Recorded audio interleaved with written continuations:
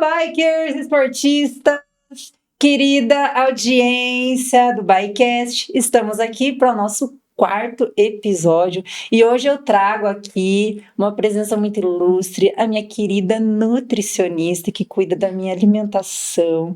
Ela, além de ser nutricionista esportista, é ex-atleta ginasta. Vamos conhecer um pouquinho sobre a trajetória dela e também vamos falar de alimentação para ciclistas e esportistas também. Seja bem-vinda, querida Natane. Obrigada, é um prazer estar aqui, obrigada pelo convite.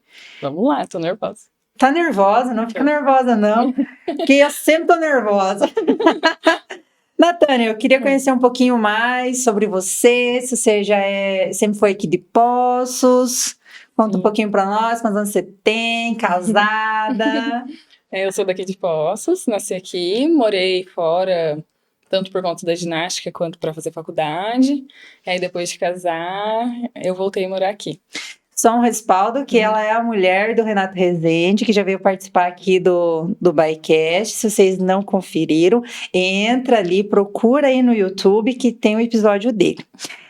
Conta um pouquinho sobre a sua trajetória no esporte, como você comentou agora, que você foi ginasta. Conta para nós. Eu entrei na ginástica aos 8 anos, que conheci na escola. Eu sempre fui muito ativa, assim, quando criança, eu gostava de andar de bicicleta na rua. E aí, com 8 anos, eu conheci a ginástica na escola e me encantei.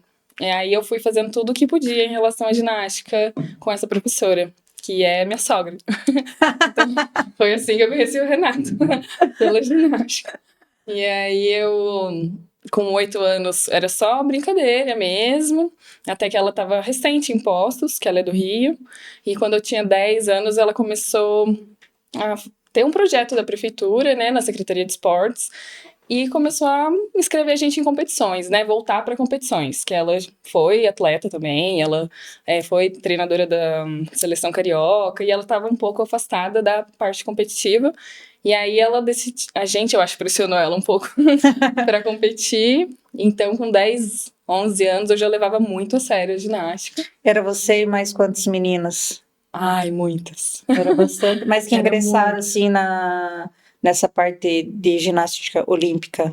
Ginástica rítmica. Rítmica? Ginástica rítmica. Tinha a equipe, né? Então, as que treinavam para competir. Era um grupo menor, mas devia ter umas 20 meninas. Nossa, bastante. E aí, fora isso, tinha vários projetos, né? A gente fazia no Colégio Municipal, na época, no ginásio do Colégio Municipal. Então, era um projeto da prefeitura, vários projetos sociais, que incluía até o BMX, fazia parte do mesmo projeto ali na época.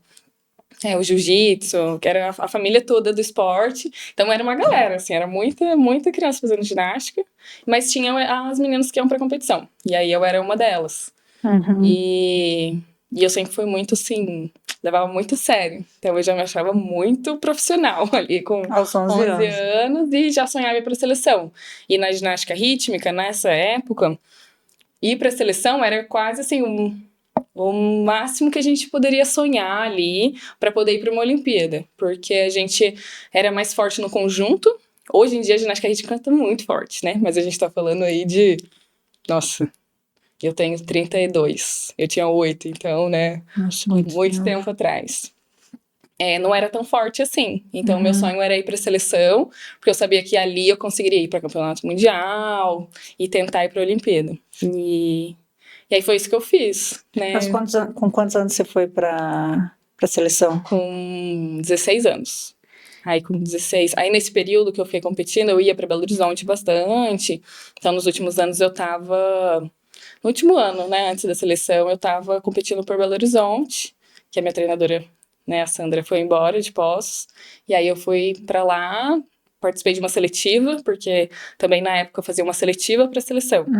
Então, você podia se inscrever, se você tivesse determinadas características ali, né, de nota, nem lembro como que funciona muito bem. Mas eu sei que essa minha treinadora de Belo Horizonte me convidou para eu participar dessa seletiva, e aí eu participei e entrei na seleção. E você ficou até quantos anos? Eu fiquei só um ano na seleção, né, então fiquei de 16 até 17 anos. Foi um período bem difícil, porque era o meu maior sonho, né? Mas foi uma época bem complicada da seleção, da ginástica. Então, a minha decisão de parar veio que por foi teu conta maior de... desafio, assim? Na Sem, seleção? é, Abuso moral, né? Assédio moral, abuso psicológico. Então, uhum, foi uma fase que foi muito difícil, assim. Hoje eu consigo falar disso com mais tranquilidade até, uhum. né? Mas foram longos anos, assim, muito difíceis para conseguir ressignificar tudo. E a minha decisão mesmo ali na época, eu tinha uma lesão, né? Que eu trazia desde uns 13 anos, eu já tinha uma lesão no quadril muito importante, assim. Foi difícil de achar, né, o que eu tinha. Então, eu sempre tinha que estar muito forte para eu não sentir dor e poder treinar alto rendimento, né? E aí, na seleção, eu não tinha essa estrutura. Então, assim, a parte da lesão foi muito difícil nesse período. E também toda essa questão de assédio moral, de abuso psicológico, tudo durante esse período. E no final do ano teve uma seletiva, né? Que você tinha que fazer a seletiva de Aí novo. você morava lá em BH. Não, aí a seleção era em Vila Velha, no Espírito Santo eu morava. Nossa! Era em Vitória, que a gente treinava, e morava em Vila Aham. Velha. E aí morava a gente, só as meninas do conjunto, né? Eram 6 Uhum. meninas, uma já morava lá, era mais velha, então ela não morava com a gente. E aí morava nós 5 num apartamento. Uhum.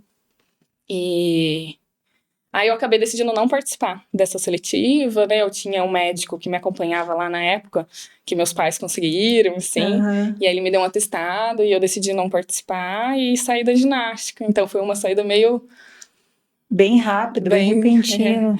bem brusca, assim, né? Uhum. E aí você não quis seguir mais, parou É, aos 17 anos. é. E você acha que, vamos dizer, esse meio que você estava ali do esporte que te incentivou a você partir para nutrição? Uhum, não, com certeza. Como eu comentei, né, eu tive muita lesão muito nova, né? Então, assim, eu Uhum. tive uma lesão do quadril, mas tinha muita dor. E quando eu consegui resolver isso, foi quando eu encontrei um médico de medicina esportiva que tinha sido atleta de judô, atleta olímpico, e ele me encaminhou, ele trabalhava numa equipe, assim, e ele me encaminhou para o nutricionista, porque Uhum. eu estava quase desnutrida, assim. Então era isso que estava Tava... causando tanta dor, né? E lesão mesmo, né? Então sempre tinha que tratar alguma coisa. E aí foi um tratamento ali mesmo para eu Uhum. conseguir comer mais, né? Porque a ginástica é um esporte estético, então tem uma cobrança muito grande pela magreza, né? Então, assim, tive muitas orientações tortas, assim, na minha adolescência ali, né? Para o que você pode comer, o que você não pode comer, e eu seguia, né? Porque Uhum. Falta de eu acreditava. conhecimento também, né? Então É, você tinha como certo aquilo que eles estavam falando. é. E aí foi ali que eu gostei muito do trabalho da nutrição, né? Do Uhum. nutricionista, assim, como, nossa, dá para resolver muito problema comendo, né? Já ali já me chamou a atenção. Então, quando eu tive que decidir o que eu ia fazer, né, como profissão, assim, eu pensava em ser professora de ginástica, né, durante a infância, adolescência, mas aí por conta de tudo que eu passei, eu falei, nunca mais quero ver ginástica na minha Traumatizou. vida. Inclusive, não tem aqui em Poços? Ou tem? Tem. Tem? Ah, Tem legal. ginástica rítmica aqui em Pós. Sempre teve, nunca parou de Nunca ter. A parou. rítmica sempre teve, hoje, né, Mas não ficou um tem tempo atletas. Ou tem? na seleção, você fala assim? Isso. Não, Tem pessoas que, a nível de atleta aqui, a da ginástica, nível de seleção, não. não, não teve. Eu fui a única de Poços para ir para a seleção, né, que foi para a Uhum. seleção até hoje, mas até é grande, assim, tem bastante lugar que tem aula de ginástica, acredito, e torço para que um dia tenha outros atletas, né, daqui Ah, na com seleção. certeza vai ter. É. E fala um pouco mais sobre a tua parte da nutrição. Daí você começou, depois você saiu ali, você começou já a fazer, vamos dizer, a tua faculdade de nutrição, Foi um se tempinho, né? Logo formou. que eu saí da ginástica, eu comecei a namorar o Renato. E aí foi a minha transição ali, foi da ginástica pra bike, né? Pro BMX, na Ah, época de me envolver ali no na parte do BMX, Mas por começou a trás, pedalar? Né? Não. Ah, só de acompanhar. Sempre quis. Confesso que eu sempre pedi pra aprender a pular uma rampa, mas ó, faz 15 anos que eu tô esperando. E até agora nada. Não. Você sabe que me convidaram para ir lá conhecer também. A Júnia veio aqui e me convidou. Falei, Vai, bom, sim. tem que, Não vai. tem que ir lá. Mas cobra pra te ensinar. Não, e o projeto que tem do BMX aqui é muito bacana, legal, né? É muito legal. Muito legal. Aí foi assim que eu acabei, então, da ginástica, comecei a namorar o Renato, a gente já se conhecia desde 8 anos de idade. E aí continuei no esporte, né? Porque então eu ia para todas as corridas, né? Ali quando meu pai deixava ainda, que era novinho. E aí eu não saí do esporte, né? De maneira geral. E aí eu decidi fazer nutrição, já entrei na faculdade querendo ser nutricionista esportiva. Então eu dei sorte que quando eu entrei, foi 2014 que eu entrei na faculdade. Fiz na Federal em Santos, na Unifesp. E foi no ano da Copa do Mundo de futebol no Brasil. Então tiveram vários eventos de medicina esportiva, nutrição esportiva. Então eu participava de tudo que tinha. Aí em 2016 teve Olimpíadas no Brasil. Então tiveram vários congressos, muita coisa na área do esporte envolvendo a nutrição. Então eu fiz a faculdade toda estudando nutrição esportiva.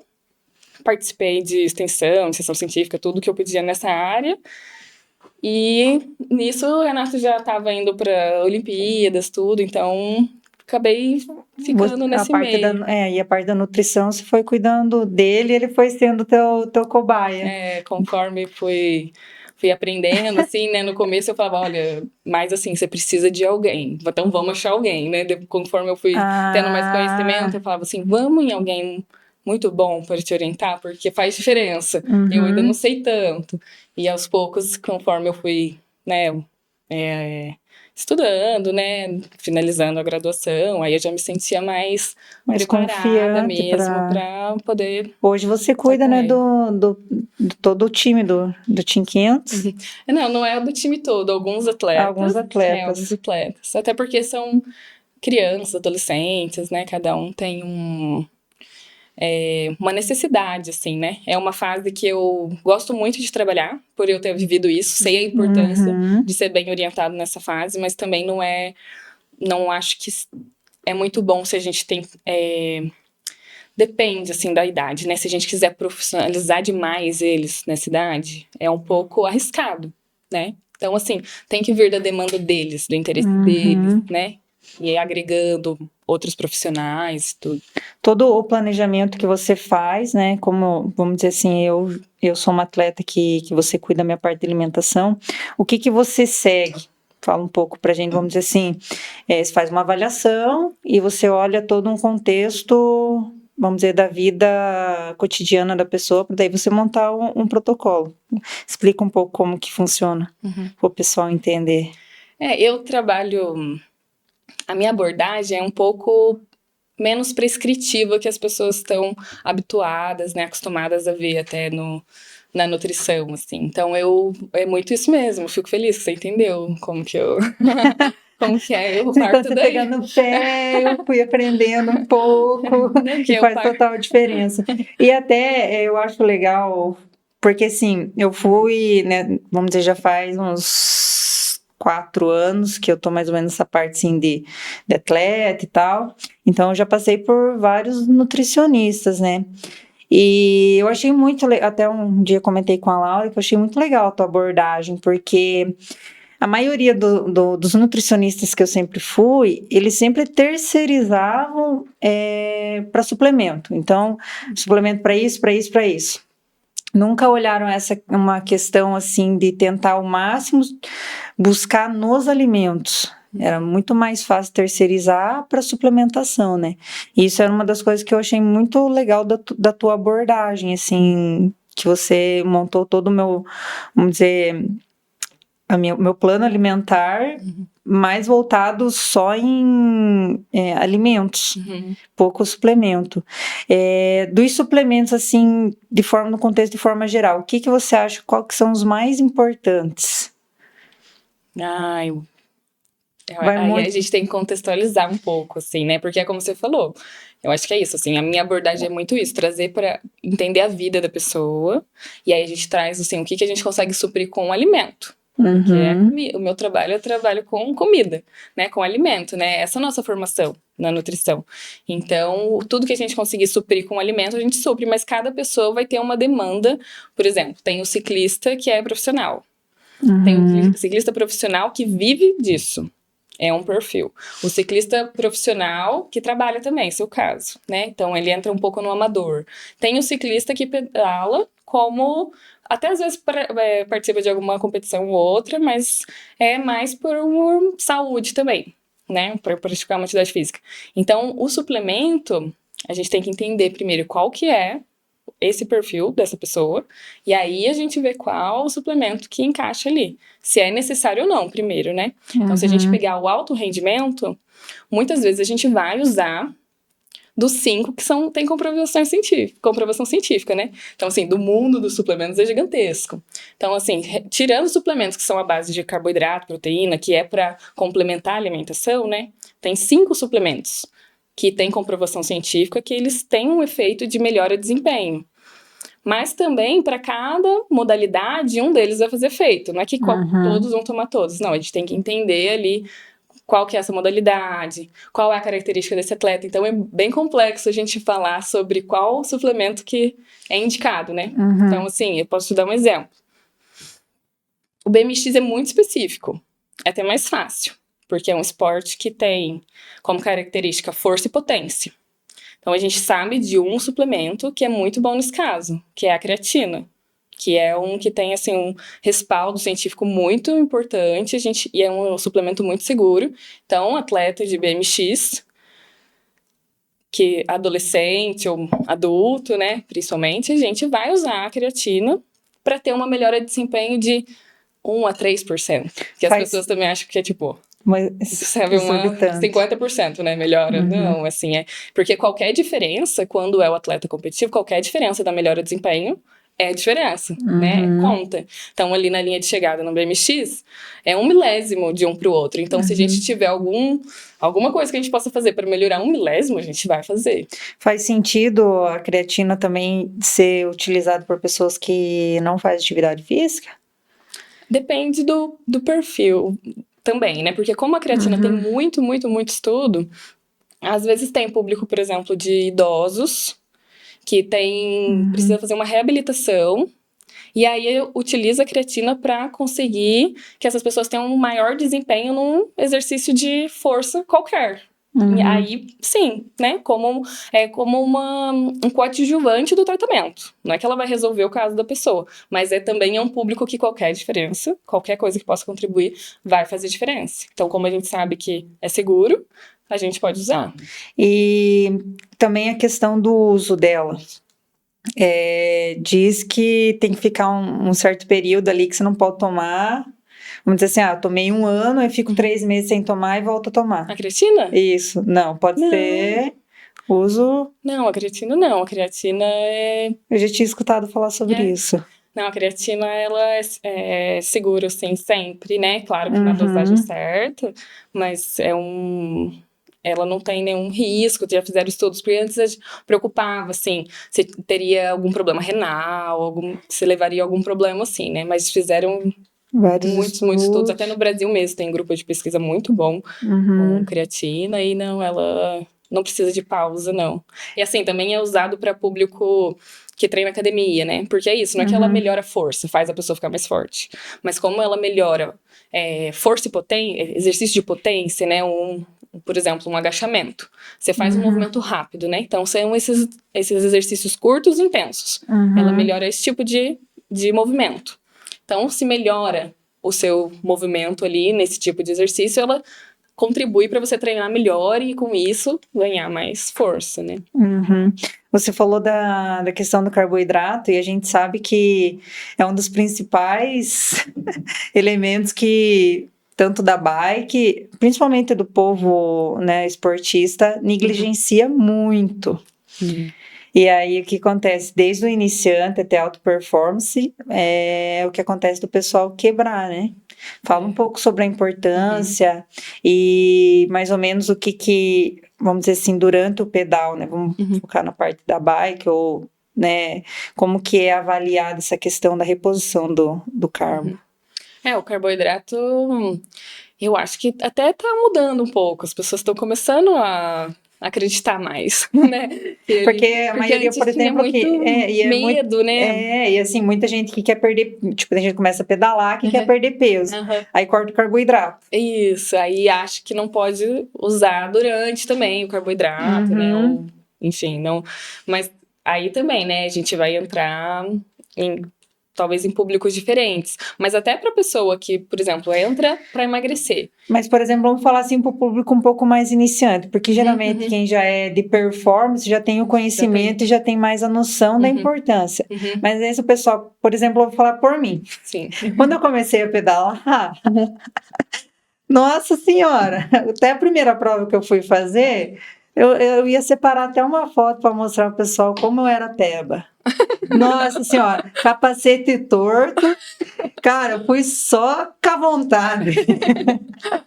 Cãibra até a alma. Mas por quê? Porque nem sabia, nem tinha noção da importância de você repor o carboidrato. Que o carboidrato é fonte de energia. E assim, não precisa ser de carbogel, né? Que o pessoal fica falando, não quero gastar. Mas o carboidrato, ele vem de várias fontes, né? De açúcar. Sim. Então, vamos falar um pouquinho assim mais para o público iniciante, que às vezes é o público que não tem muita noção, né? Sim. Porque geralmente, vamos dizer, hoje, né? Hoje já, vamos dizer, sou um pouco mais de performance, então eu já tenho mais noção, tem pessoas que me acompanham e brigam comigo, né? Bastante. É que achava que eu não tinha que contar, né? Que é isso, quando é mais profissional, né? Quando quer competição, quer desempenho, faz parte ali do jogo você ter que também cuidar disso com bastante critério, de forma bastante criteriosa, cautela. bastante cautela. Porque, vamos dizer, quando eu fiz a transição da categoria esporte para a categoria elite, nossa, tipo, as minhas primeiras 5 provas, assim, na elite, dava no KM 30, eu morria de cãibra. E foi, até eu conseguir entender o que era. E era falta de carboidrato. Porque eu consumia mais ou menos 60 gramas de carboidrato por hora. Mas o meu corpo, ele tem uma adesão muito boa quando eu faço uma reposição de 110 gramas de carbo. Então, depois que eu comecei a deixar mais redondinha essa questão, nunca mais eu tive cãibra. É isso, porque tem a ver com a intensidade que coloca também, né? Então, claro que a gente tem as recomendações por duração, mas também por intensidade. Não que tenha a recomendação por intensidade, mas é pelo nível do atleta. As recomendações são feitas para atletas, né? E aí, para você conseguir chegar a consumir 110, você tem que treinar isso também, né? Não é de uma hora para outra. Então, com 60, você sentiu que era pouco. Mas às vezes, eu lembro de calcular e nem dava 60. Às vezes você acha que dá 60, porque parece que o volume tá muito grande, né? Não, mas em treino. Não, você tá falando em treino. Mas em provas, não, em competição, eu sempre fui bitolada nisso. Depois eu sofri bastante. 2 horas? De prova, que nem essa que teve ontem, foi 2 horas e 40. Então. Eu consumi um pacotinho de 90 gramas de carboidrato, mais 4 carbogel, que cada um tem 55 gramas de carboidrato. Se a gente chega aí quase 3 horas, a recomendação então dá mais de 100 gramas por hora, fora umas 2 cápsulas de sal. Mas sim, não tive cãibra. Que bom. É para isso que eu acho que serve a nutrição. Então não adianta, como você está falando de suplementos, né? Ou disso de manipular. Por isso, né? que é Nessa importante parte, a gente talvez não funcione, né? A gente tem que ir devagar, ver o que resolve, né? Senão a gente também coloca de uma vez. A gente foi fazendo, né? Fazendo, vamos dizer assim, em treino teste, né? Para ver como é que o corpo se sai. Porque tem gente que eu falo, diz que passa mal. Mas passa mesmo. Porque a gente tem é por isso até que você falou de iniciante, né? Iniciante, às vezes a gente começa com muito pouco, porque iniciante não consegue nem colocar muita intensidade. Então, se for uma pessoa que está começando a pedalar e vai sair para pedalar 1 hora, ela ainda não tem nem a técnica para ela colocar muita intensidade, certo? Então, talvez a gente não vai começar pela nutrição, de contar carboidrato, né? A gente vai ver se ela tá bem alimentada, né? Como que foi, se ela tá saindo, se ela comeu antes de sair, se ela vai sair em jejum, porque tem pessoas que falam, nossa, se eu parar para tomar café da manhã, eu não vou. Então, acorda e sai. Então, aí a gente vê esse contexto, muitas vezes para iniciante, né? Para aí depois a gente começar a incluir o carboidrato durante, por conta do mal-estar mesmo. Então, assim, começa, mesmo que for uma pessoa que já tá treinada e nunca consumiu, eu já atendi pessoas assim, tipo assim, que são treinadas, competem e não consumia nada durante. A gente não vai chegar atacando a recomendação. Mas aguenta só, tipo, 1 hora. Às vezes a pessoa tá muito treinada, ela aguenta ali umas 2 horas, dependendo do que ela comeu antes. Mas o que eu falo, né? Quando a pessoa tem um desempenho e acha que tá desempenhando bem assim. Imagina se você consumisse, então. Né? Porque às vezes você fala, não, mas eu não preciso, porque eu acho bom o jeito que eu tô desempenhando, mas imagina então se você tivesse aí um gás a mais, né? Se tivesse dando energia pro seu corpo, colocar uma intensidade maior, porque é isso que vai acontecer. Para qualquer indivíduo, é independente. Se é atleta de alto rendimento ou não, a gente tem um tempo que a gente tem reserva suficiente de carboidrato, né, em forma de glicogênio muscular, glicogênio hepático, que a gente consegue sustentar. Senão, o que acontece? Quanto tempo que é o estoque, mais ou menos? Uns 40 minutos? Não, mais ou menos 3 horas. 3 horas? Mais ou menos 3 horas. Só que numa intensidade baixa, né? A gente pega aí VO2 pelo VO2 máximo, né? Então, os estudos colocam ali, eu acho que é 60%. Em 60% do VO2 máximo, não tenho certeza dessa informação. Mas é mais ou menos isso, eu conseguiria, durante 3 horas, no final, você terminando com hipoglicemia. Assim, entendeu? Porque o que faz a pessoa parar muitas vezes é isso, a gente não consegue manter a glicemia num estado bom, né? Saudável, para a pessoa conseguir continuar o exercício. Então, qualquer pessoa que for, independente da atividade que ela estiver fazendo, ela não vai conseguir prolongar muito tempo, para sempre, porque acaba nosso glicogênio muscular. Então, a pessoa tem que pensar nisso na hora de antes dela ir fazer o exercício, né? Então, isso não depende da intensidade. Mas o que acontece? Quanto maior a intensidade, então vamos pensar aí no VO2 máximo.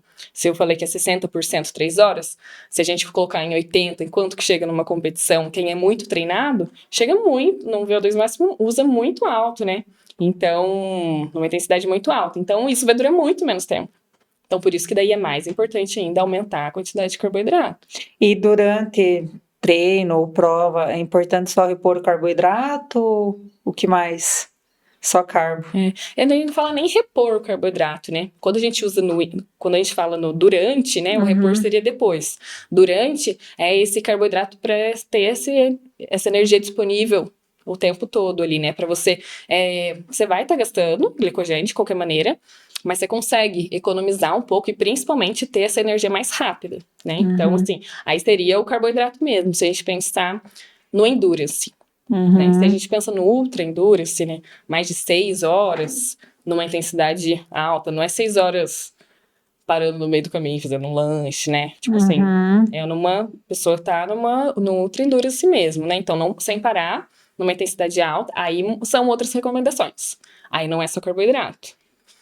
Entendi. Mas não é o que a maioria das pessoas fazem, né?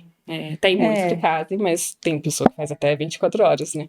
Mas aí tem o acompanhamento, tudo certinho. E quais são os tipos de carboidrato que é melhor consumir? Durante?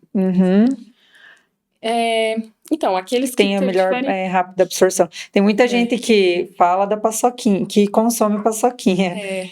Mas não é bom, né? É que a paçoquinha, ela tem muita gordura, né? Ela não tem só carboidrato, ela tem mais gordura. Até do que, dependendo da marca, né? Dependendo da quantidade de açúcar que foi adicionado ali, ela tem, às vezes, tem mais gordura do que carboidrato. E a gordura deixa a nossa digestão mais lenta. Então, você vai absorver mais devagar. Tanto aquela própria gordura quanto o carboidrato. E a gordura a gente não consegue usar ela como forma de energia, essa da alimentação, imediatamente. Então não seria muito bem-vindo. Se for para comer, que você sabe que comer mesmo durante na intensidade alta é difícil, não é fácil. É difícil. Então é melhor escolher uma coisa que realmente vai te dar energia. Falando que levaram gominha para comer durante a prova. Eu falei, nossa senhora, comer um negócio aí, vira um chiclete na minha boca, fica uma espigando aquele negócio, não vai, o meu tem que ser gel. Daí cada pessoa é de um jeito. Mas assim... Isso é algo que tem que ser muito testado mesmo. Porque mas vamos dizer, se a pessoa consumir a gominha e um gel, porque a gominha acho que tem 30 gramas de carboidrato, né? A gominha tem 30 gramas de carboidrato. Depende, né? Depende de qual. Mas é mais ou menos isso. E um gel tem também mais ou menos isso. A ação dos dois é a mesma coisa? A absorção é a mesma coisa? Depende do que tiver nela, né? Então, tem vários tipos de carboidrato, né? Então, tem aqueles que são fonte de glicose mesmo. Aí tem a palatinose, que também as pessoas já ouviram mais falar. E tem a frutose. Então, quanto mais... Então, a gente tem que pensar nisso tudo, assim. Então, a gente teria que ver qual que é a composição do gel, qual que é a composição da gominha. Se a gente pensar em até 60 gramas de carboidrato por hora, não vai fazer muita diferença. É importante que a pessoa consuma aqueles carboidratos que ofertam glicose, que é mais rápido de ser absorvido. Então, vamos pensar, o gel normalmente tem lá maltodextrina, como o primeiro ali. É fonte de glicose, então, legal.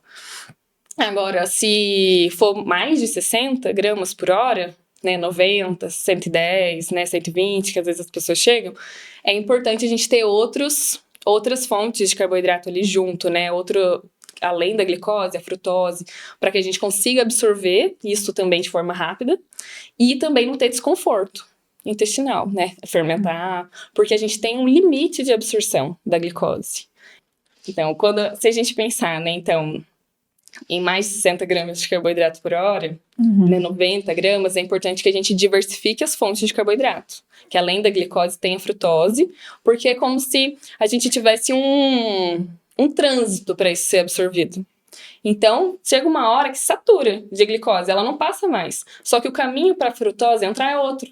Então, ele vai estar livre ainda. Então, é importante que a gente tenha mais de um tipo de carboidrato ali para entrar mais rápido para o nosso organismo. Então, por isso que é importante diversificar. Daí, o que seria? Se a gente pega, por exemplo, uma bananinha, ela tem já os dois. Que ela tem a sacarose e ela tem a frutose da fruta. Então, às vezes, a gente, quando é um altíssimo rendimento, a conta, daí tem, né, os suplementos que já vêm com essa proporção, aí você usa eles mais quantificado. Aí, agora, quando não tem, às vezes também não faz diferença para a pessoa, porque a pessoa não sente nenhum desconforto ou consegue manter um desempenho alto, a gente vai lidando com os alimentos mesmo que a gente já sabe que oferece essas duas fontes, né? Pensando em rápida absorção, o que vem primeiro é o que é malto, que vem maltodextrina, isso? Qual que é a sequência? Frutose? São os carboidratos simples, né? Então, é a glicose, então vai ser a maltodextrina, a sacarose, basicamente isso que eles colocam em polidextrose, dextrose, né, que usa em suplemento, mas é os que a gente vê no mercado, né, se a gente pensar na hora que a gente for comprar. Então, o malto, né, que é maltodextrina, ou essas bebidas esportivas em pó, elas já têm esse tipo de composição, né? Elas já usam isso, né? Elas já misturam. E aí a gente vai ver assim, eu acho uma coisa que as pessoas ficam muito na dúvida, e me perguntam, né, assim, mas qual que eu escolho, né, na hora de comprar? O que faz diferença, então? Por que um é tão caro e o outro é tão barato? Então, é a qualidade dos nutrientes mesmo. A qualidade dos nutrientes, não, a qualidade dos ingredientes. Então, aqueles que tiverem mais ingredientes artificiais, eles vão ser mais baratos. Aqueles que usam de ingredientes mais naturais, eles vão ser mais caros. Aqueles que tem uma proporção já mais calculada, mais estudada para ter essa absorção melhor, eles também vão ser mais caros, né? Então, os mais baratos têm uma composição mais simples, tanto em relação à qualidade dos ingredientes, quanto do tipo de carboidrato que está ali dentro. Todos funcionam. Mas, se a gente pensar, daí é o que a gente vai quer. Vai de cada um na adaptação. E também, se a gente pensar em saúde, né? Se a pessoa, vou tomar pro resto da vida, porque eu vou praticar pro resto da vida, talvez não seja tão interessante ela ficar tomando uma quantidade muito grande de conservante, de corante, aromatizante, tudo artificial, porque pra saúde isso não é bom. Né? Então, você vai equilibrando ali o que importa mais, o que dá para você, o que é acessível naquele momento, né? Então, aí... E visando nessa parte de comer mesmo, né, durante o treino, Diz uns 5 carboidratos aí, a bananinha, gominha, Pra levar, assim? pra comer? levar.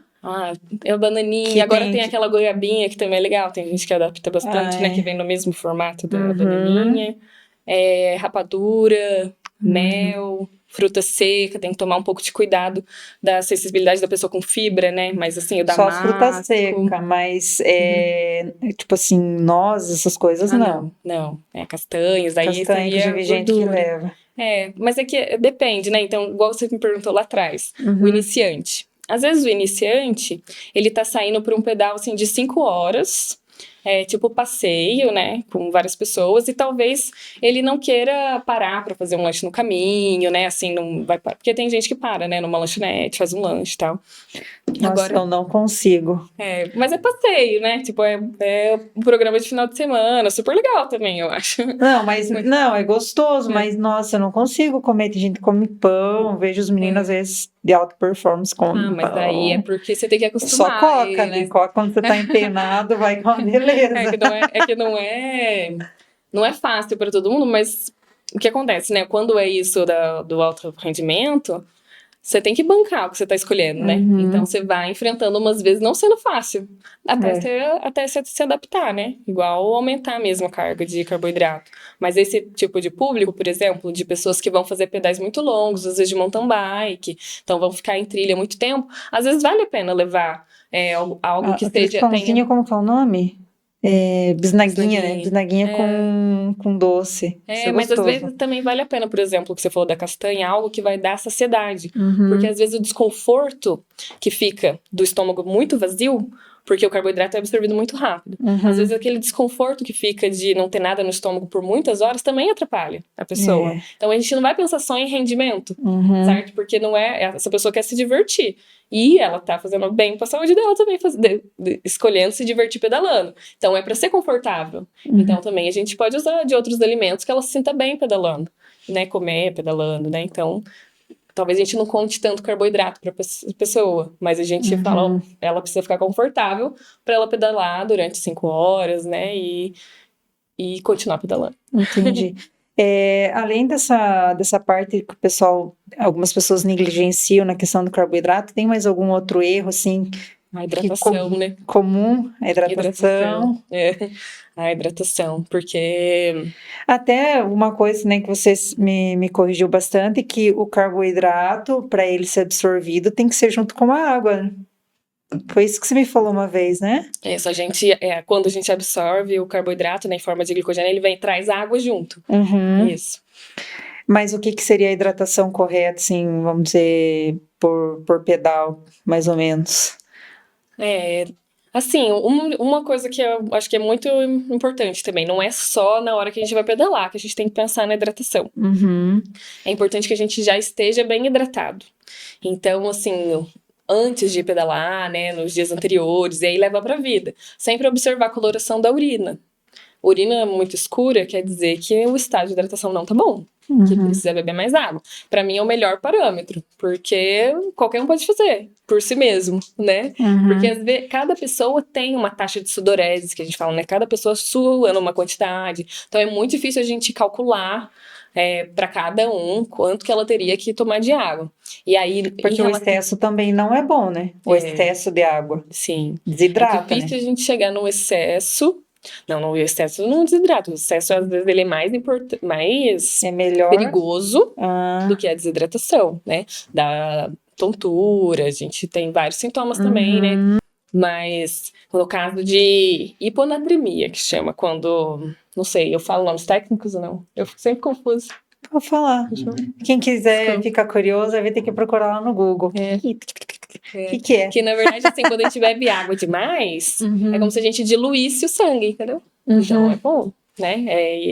É como se fosse isso que acontecesse. Também não é bom. Mas, assim... Agora, no inverno, é uma dificuldade para tomar água, hein? Então a gente não consegue estipular o quanto você tem que tomar todo dia, porque o clima muda, se tá calor, se tá mais seco, se tá mais úmido. Então, é algo de vocês se observando. A gente tem as recomendações. As recomendações... No inverno pode tomar um pouco menos, então? Pode. Ufa. Pode. Se você tá suando menos, pode, né? A recomendação é de 400 a 800 ml por hora. Né? Então, assim, já tem uma margem grande ali, porque a gente pensa em pessoas diferentes. Porque também, por causa do peso, também faz diferença? Faz diferença, muita coisa faz diferença, né? Mas, então, assim, a gente tem essa recomendação, mas a gente tem que lembrar que essa recomendação são para atletas que estão treinando alto rendimento, né? Então, assim, não precisa ficar tacando água para dentro, porque não é isso também, mas o não beber água. Então, quando eu falo que o outro problema que eu acho que é a hidratação, é porque muita gente nem leva água. Tipo assim, nem leva água, ou leva a garrafinha e volta com água na garrafinha. Tipo, você dava 3 horas e volta com a garrafinha pela metade. Não, 3 horas, né? 3 horas toma água, mas às vezes eu vou fazer 1 hora e eu volto com a água. Por que é muito importante a água? A água é importante em vários. Principalmente quando é Z2. Nossa. Você toma muita água ou sobra muita água? Nossa, não bebo água. Não bebe água? Nossa, não. Muito pouco. Nem bebo. Puxa. Olha só. Não acredito. Gente, eu não sou um exemplo. Eu não sou um exemplo. Então, esse é relato à cãibra, né? Então, e é muito comum mas, assim, a relação da hidratação com a cãibra. Mas também. em treino, prova, eu tomo muita água. Bastante. Na prova eu tomo. Mas assim, quando às vezes é treino Z2... Mas a gente tem que pensar que você quer chegar na prova pronto pra ganhar, certo? Então, você tem que treinar pra ganhar. Então, você tem que treinar no melhor que você tá. E você vai treinar muito melhor se você estiver hidratado, né? Então, o pensamento do mundo da competição, a minha treinadora falava isso, assim, na ginástica, né? O que você faz no treino, no tapete, no treino, é o que você vai fazer na competição. e não... Ainda bem que não tá sendo isso.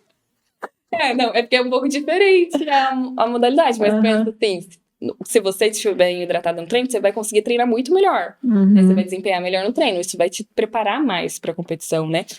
Mas que nem você falou, a hidratação ela não é só durante o pedal. Não. A hidratação. Mas durante, ela tem uma importância muito, muito grande no controle da temperatura corporal. Então, pensa que a gente controla a nossa temperatura por evaporação, né? Então, é o suor ali, essa regulação, né?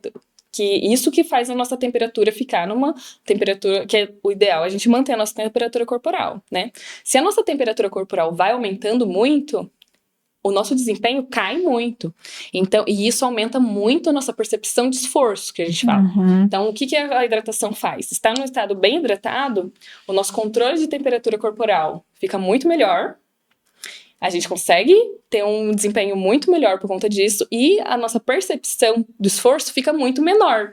Então, a gente consegue colocar um esforço muito maior, sentindo que a gente está menos cansado. É isso a percepção de esforço. Então, assim, se você tiver bebendo pouca água, até a Laura, uma vez eu falei disso, assim, ela estava perto, depois ela me contou, ela falou assim, nossa, eu fiz isso quando eu fui pedalar, fiquei tomando água e como eu senti que eu estava menos cansada, porque diminui a percepção. Só que prova é complicado, né? Prova por exemplo, o meu Garmin, ele desperta a cada 30 minutos para consumir água e carbo, tem essa opção lá que você pode colocar, mas mesmo assim, às vezes você tá ali que você nem... Não, prova muitas vezes não chega nem em recomendação, dependendo do tipo de prova. Se a gente pegar uma prova que não tem apoio, provas que são muito longas, ou prova que tem um percurso muito técnico, como você vai ficar pegando garrafinha de água? Você não vai fazer isso. Mas aí você já tá muito treinado, entendeu? Então, assim, se não der pra fazer isso lá, aproveita pra fazer isso quando dá, né? Porque isso vai... Porque não é... Porque a gente é complexo, né? Como ser humano, assim. Então, não é que não é uma ciência exata, certo? Então, assim, se eu não tiver água, vai acontecer exatamente isso, esse assado. Não, porque a gente consegue se adaptar às situações. Então, quanto mais a gente se treina, mais adaptável a gente fica também. Então, talvez uma pessoa... Claro que não dá pra falar que uma pessoa tá lá, sei lá, prova no Piauí, no calor, não vai beber água, não vai mudar nada. Vai! Claro que vai, mas às vezes a gente não consegue mesmo seguir 100% as recomendações em prova, mas o indivíduo está muito treinado. Quanto mais treinado ele tiver, melhor ele vai lidar com isso.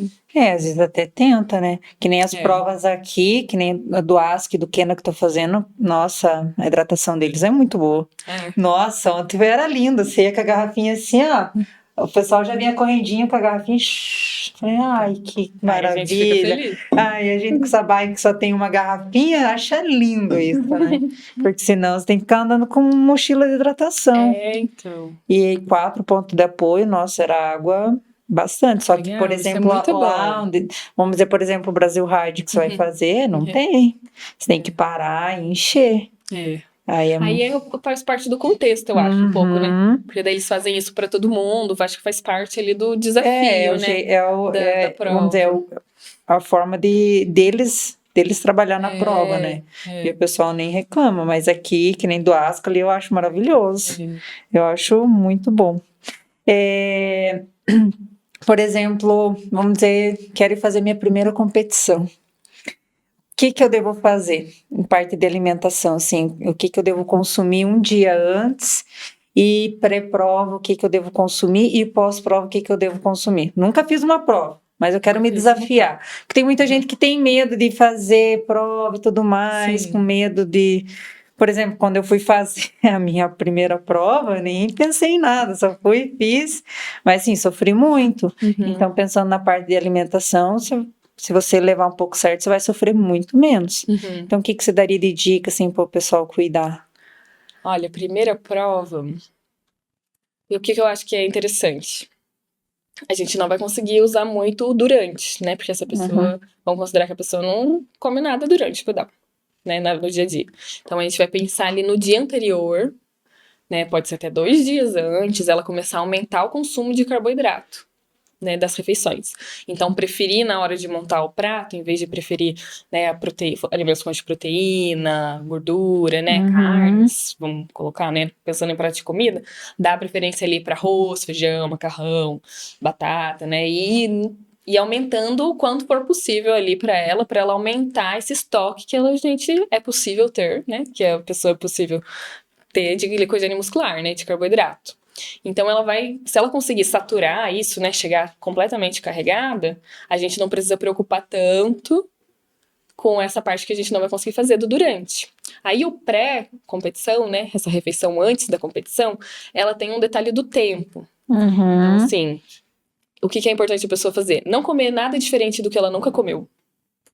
Isso serve para todo mundo. No dia anterior e antes, não coma nada, assim, fiquei num hotel legal, vi várias coisas diferentes no café da manhã, não coma. Deixa para o dia depois da prova. Então, isso é uma tristeza. Come aquilo que você está acostumada, né? E dê também preferências para alimentos que sejam fonte de carboidrato, né? Pão, fruta, geleia, né? Esse tipo de alimento. E menos proteína, né? Menos proteína. Às vezes, se a pessoa tá... E aí, o que faz diferença? Se ela tiver bastante tempo até a prova, né? Vamos colocar ainda 3 horas. Ela consegue colocar alimentos, fontes de proteína, gordura também, que vai dar tempo dela digerir. Então, ovo, queijo, desde que ela esteja habituada a comer isso. Beleza, agora se ela ela atrasou. Então, ela vai comer... Vai ser o tempo dela chegar até o local da prova e já vai começar a prova... Aí evita esse tipo de alimento. Come só mesmo os alimentos que sejam fontes de carboidrato. Então, esse intervalo de tempo entre a primeira refeição e a competição, né, faz diferença do que ela vai escolher comer. Então, seria isso. Acorda cedo, faça uma refeição maior, alimentos fontes de carboidrato. 2 horas antes do horário. Pelo menos 2. Se quiser comer outros alimentos, né? E aí, durante, se ela já tiver comido alguma coisa durante, aí é legal levar. Né, ter daí bananinha, ou uma fruta, ou que ela já tiver comido outra vez. Não adianta você comprar aquele gel que é o melhor do mercado e guardar só pro dia da competição. Talvez ele não te faça bem, se você nunca comeu, nunca testou, né? Então, pro dia da competição só, levar aquilo também que você já testou, já comeu outro dia. E um erro que eu também cometia bastante... quando eu comecei a pedalar, eu comprava todos os carbogel com cafeína. Ai, nossa! Todos. Nossa, hein? E você terminava como a prova? No gás.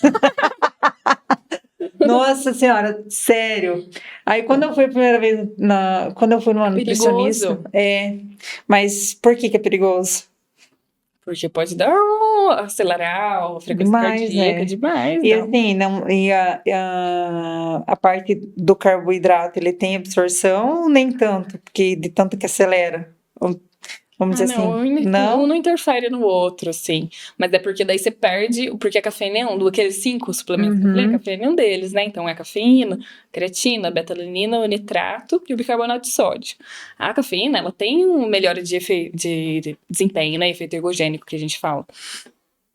Mas se você tomar demais, ela vai ter o efeito contrário, né? Ela pode te prejudicar.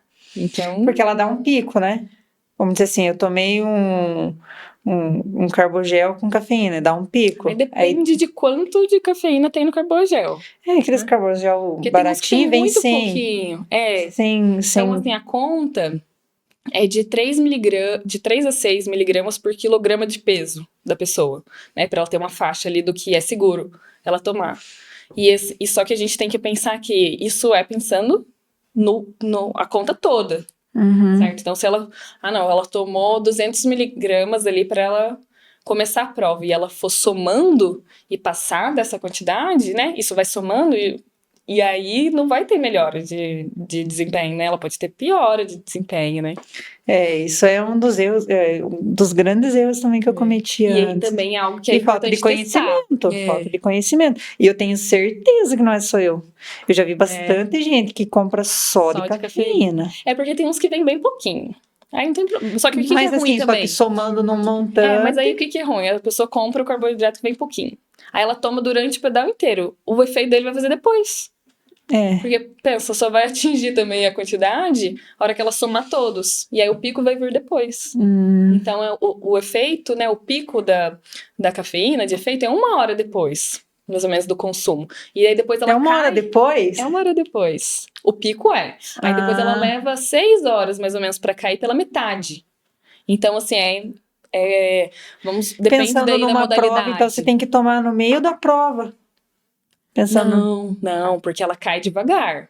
Né? Então depende da prova, depende da duração, né? Eu já tô pensando na sua prova. Nossa, tô Mas batendo no eu tô microfone pensando na aqui. minha Na prova sua agora prova. também. Tá Porque bom? eu tomei um ontem, mas eu tomei, tipo, tava faltando uns 15 km para chegar. Isso deu, foi quanto tempo? Aí foi me dar, então, o gás na hora que eu tava com a linha de chegada. Por isso que eu quis vir pedalando pra pós ontem. Não é possível. Tô fazendo errado o negócio. Sim, não, o que eu acho interessante, assim, depende da pessoa, por exemplo, qual que é a sua característica na prova? Acho que isso é importante pensar. Vamos pensar que você, né, porque agora eu tô na cabeça com ciclistas de estrada, assim, que vai pro sprint, né? Então você pensa em qual hora você quer ter um desempenho melhor nessa prova, que é mais importante para você, dependendo daquele percurso. Tem gente que é melhor em subidas, né? Tem gente que é melhor em plano, então cada um. Então isso é importante você considerar, né? Porque vamos supor, não, eu preciso estar muito bem na largada, porque não vou ter onde passar. Então é importante que eu esteja na frente, desde o começo. Então talvez valha a pena você tomar 1 hora antes da largada. E aí, talvez você não toma a quantidade toda e durante você toma o gel. Mas eu tomei na largada. Entendeu? Nossa, eu tô querendo um gás, né? Ah, não, você tomou na Tô tipo largada Red também. Bull, querendo criar asas. Não, mas eu tomei 20 minutos antes da largada. E aí, nos 15 km, faltando para acabar a prova. Mas aí tem que ver a quantidade. Talvez tenha dado certo. 200. Tem que contar tipo carboidrato, Bel. É mesmo? Nossa, Não é o que dá na telha. eu gosto bastante de pré-treino, hein?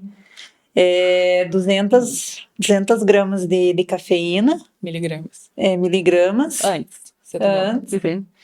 E mais palatinose junto. E aí, no meio que ele... uns 15 km para acabar a prova. Mais quantos? Mais 100. Não, pelo seu peso deve ter dado dentro, assim, da recomendação. Mas se você tomou antes foi bom, porque você teve o efeito dela durante. Porque menos de 200 miligramas também não tem efeito de melhora de desempenho. Menos? Menos de 200 miligramas, não. E mais também é muito, né? Não, é de 3 a 6 miligramas por quilograma de peso da pessoa. Então, cada um tem que fazer sua conta individual ali, né? Então, se a gente pensar uma pessoa Sim, mas tem esse limite, que menos de 200 miligramas não faz efeito. Então, se a gente pensar uma pessoa de 50 quilos, 3 miligramas dá 150 miligramas. Só que menos de 200 não faz efeito. Então é importante que ela tome de 200 para cima. Mas que ela tenha um limite de até 6 miligramas por quilograma de peso corporal dela. No seu caso, acredito que você tenha tomado os 200, teve um efeito ali, né? Bom, E o que você tomou ali nos últimos 15 quilômetros, talvez tenha subido um pouco, que estava caindo, subiu um pouco, mas então, foi se eu subir mais tivesse depois, na tomado hora que só o acabou. Disten ali nos 15 km, adianta não ia nada. ter feito nada. Durante não, só depois, ia te deixar feliz, sei lá, animado, não sei qual roupa.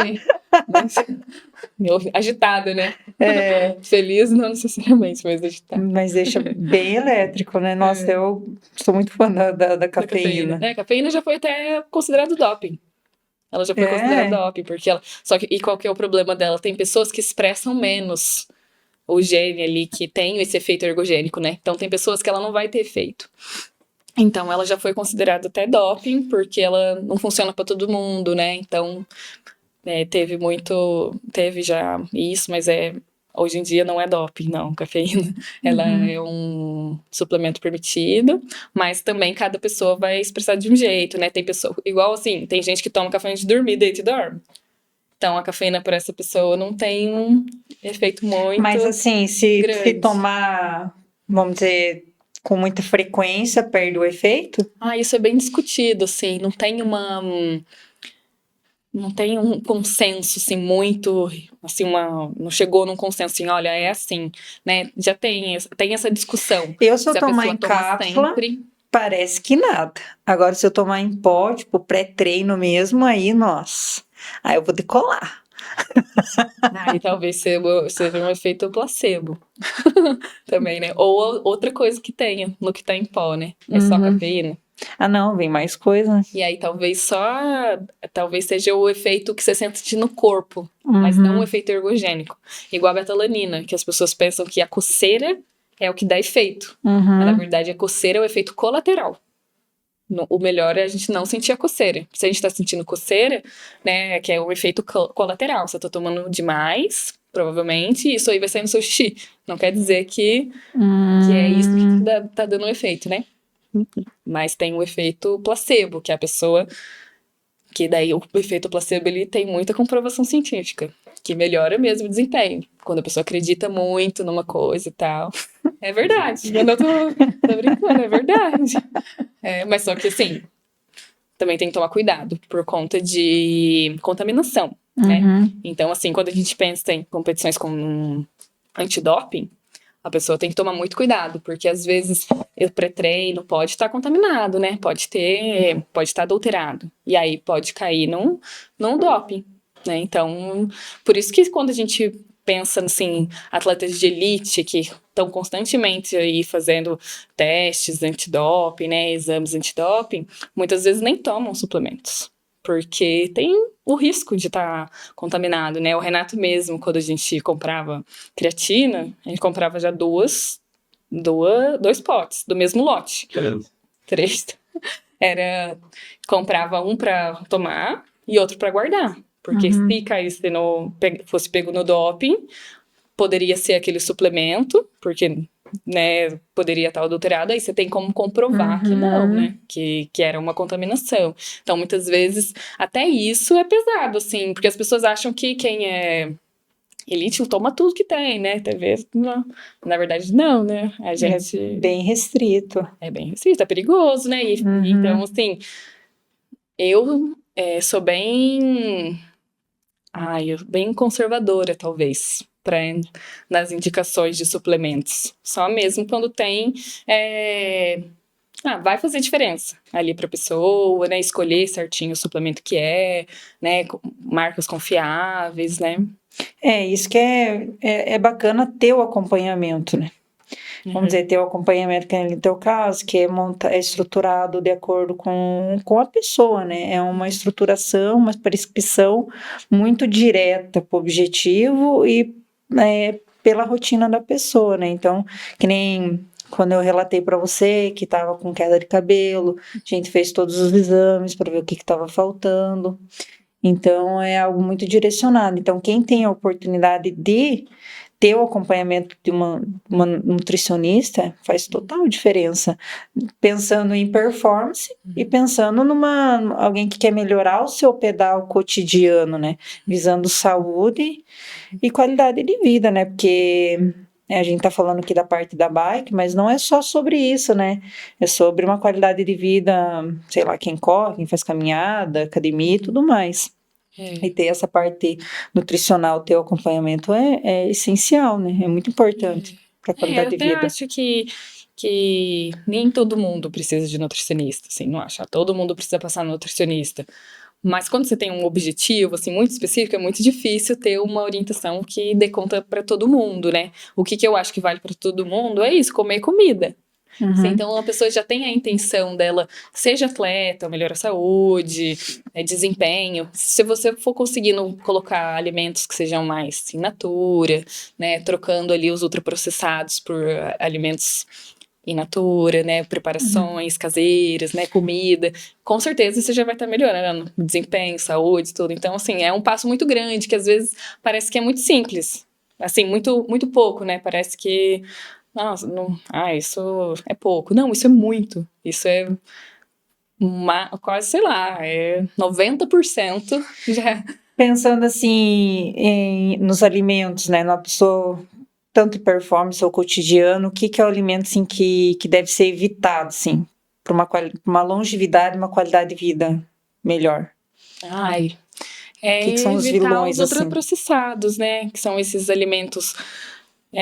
Não são os industrializados, né? Porque às vezes confunde. Não são todos industrializados, são os ultraprocessados. São aqueles alimentos que a gente lê o rótulo e a gente não consegue reconhecer os ingredientes como alimento, como ingrediente. A gente lê a lista de ingredientes, tem uns nomes lá que a gente fala, gente, mas o que é isso, né? Tem até um escritor, né, que falava, né, que se não tem na despensa da casa da sua avó, então não compra.